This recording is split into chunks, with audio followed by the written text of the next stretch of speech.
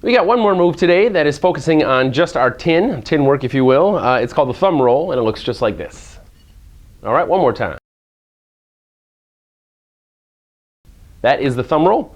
Do it from the left hand and the right hand. This one, I really like this move because it's actually functional. It's really good functional flair. I find that for just about every time I'm going to pick up a tin to shake a drink or make a martini or make any other cocktail, this is how I'm grabbing a tin, just off the rail to just get started into whatever I'm going to do. There's a handful of other ways you can do it, but for me, I like this move because it just feels good. Rolls over your thumb and it just feels good.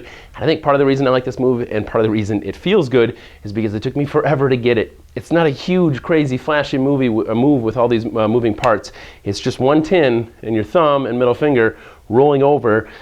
But when you get it, finally, after what took me weeks, if not longer, to finally land this without dropping it and making tons of noise, is part of the reason it feels so good now, especially because a lot of the coworkers I was working with took to it like a snap. So this may work really easy for you once I explain really quickly the details. If it takes you forever to get it, don't worry, you're in good company. Stick with it and practice and practice.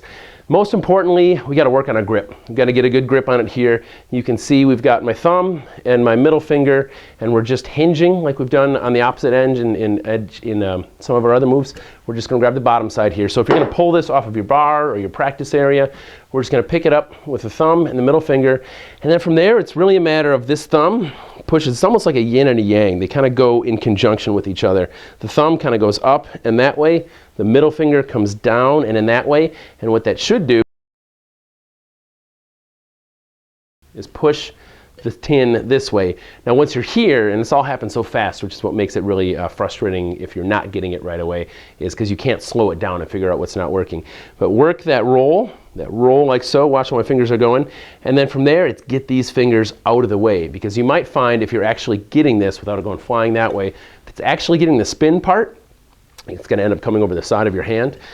So what we really want to do is get that spin, that rotation, and it should really roll, what I call the thumb roll, right over your thumb. You're not tossing, you're really not throwing it. We get that roll, get those fingers out of the way, and then kind of clamp down on them like so. That's as best as I can really do to help explain the intricacies of this move.